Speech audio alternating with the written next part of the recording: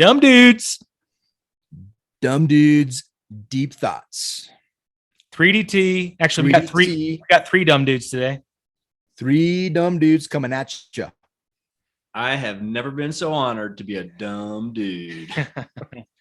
DUM, my friend. DUM. And I have a question, Stu. Yeah. Are we finally over your technical difficulties with your interwebs? This is the first time I've ever had any difficulties on recording a podcast. So only you. Anybody who listens to next week's podcast will probably beg to differ. What are we talking about today? We're talking about Shema. Shema. Shema. What is Shema? What does that mean? Shema it's awesome, dude. So we are holding each other accountable to read the Bible in a year. This is the third time we've done this, I think. Yes, sir. Which is incredible.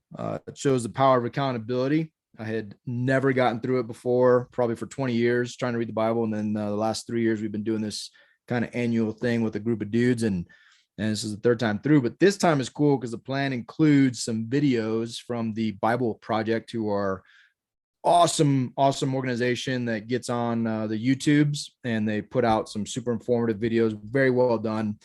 I love them. But the one that we listened to yesterday, I believe, was the deep dive into some word studies, and the word we're talking about is Shema, or the word they were talking about.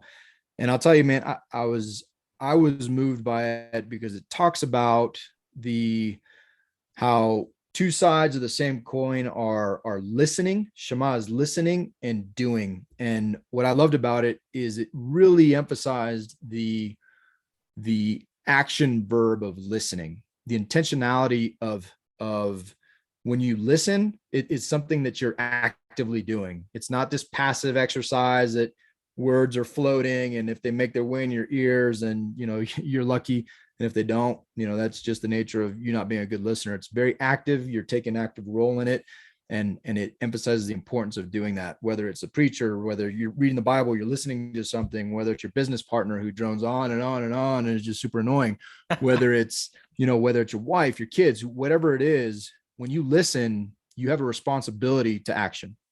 But I also love equally the element of doing. A lot of us listen, we get education, or we think we're listening. We hear, we get education. We inundate ourselves with all these different things, and then we do nothing about it.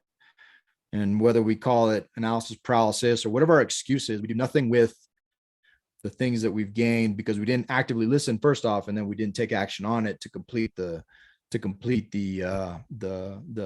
action, right? So I love this idea of Shema, and that's what really resonated with me.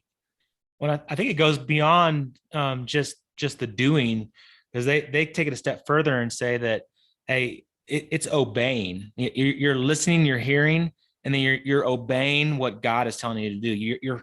You're keeping the covenant between you and God, and you're responding to that what you're hearing. You're taking action on it. You're doing it, and you're obeying. And it kind of made me think of like kind of what you alluded to is like with your kids and your spouse. And I tell my son all the time, like, hey, Wells, be a good listener. Be a good listener. Maybe I should just tell him to, hey, Shema. But like, be a good listener and obey. Like, listen to your dad, right? But it also, what came to mind was another quote in the Bible, in James 1:19, and it says, "Be quick to listen, slow to speak, and slow to anger."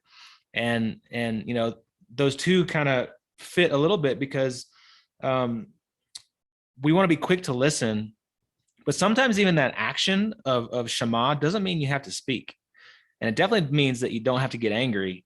And so sometimes that action is just shut up, right?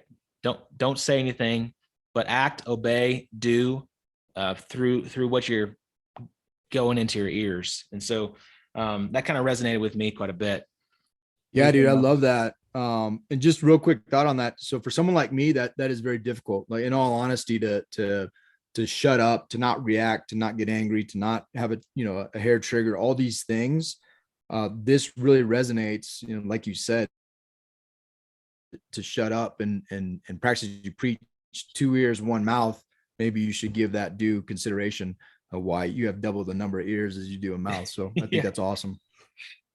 Yeah, I think, when we were listening to this morning, Stu, and stuff, that one of the things that kind of crossed my mind or kind of like popped out to me was about my family, and so as you guys kind of mentioned that a little bit too, and like as it talked about the listening and stuff, I just was thinking about the amount of times throughout every day that, maybe my spouse is talking to me or my kids, right? And I'm kind of distracted, whether, I'd say I was like washing the dishes or something, but that probably wasn't happening, but doing something. You're on TikTok.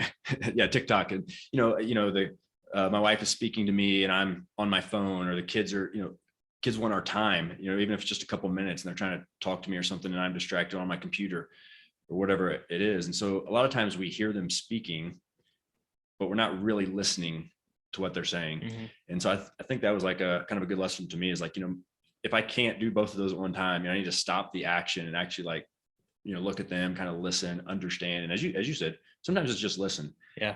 Or sometimes there's a message in there that, in them speaking, they are asking you to do something else. And kind of, talking about the Bible and stuff that I hear, like the other thing I kind of thought about was we pray and stuff, a lot of times we're asking God for things and stuff. And then we just expect this like response, or for him to take care of things. And, sometimes he's speaking back to us, but are we actually, quieting down, or like, losing other distractions and actually like listening for that response? Maybe he's responded. Maybe he's sent us a message and we just weren't listening. It's good, dude. Maybe That's we need real to have good. maybe we need to have Marcus on for more of these dumb dudes. I don't know. It's pretty good. Yeah, he's real dumb. He's real dumb and deep. Dumb. Yeah. and deep.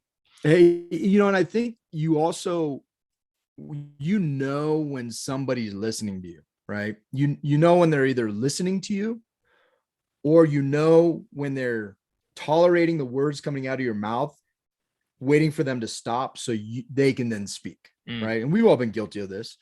But I think if you're very intentional with the fact that, okay, I'm in listening mode right now, it can also change relationships, whether it's your relationship with, like you said, your relationship with God. You can hear the response. Obviously, it's not going to be an audible response, but there are many responses. You can get a picture response. You can get, a feeling. You can get, if you're in a quiet time, real responses from God, I believe.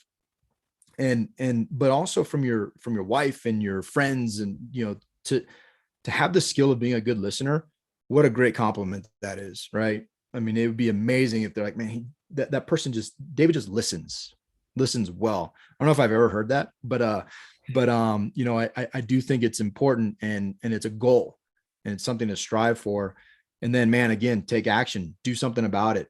Don't just let it be, if your wife is telling you something, or your kids are telling you something, or God is guiding you and telling you something, do something about it, because it's still, that's still part of it, right? That's still part of the entire action. So that's awesome.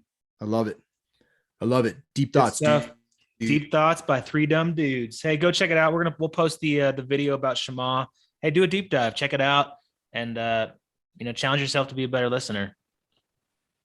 And go fill your storehouse, and go have an amazing day, and don't be dumb. But if you're dumb, make sure that if you're dumb, you're deep. And if you're deep, well, don't be dumb and not deep. Write that down. See ya.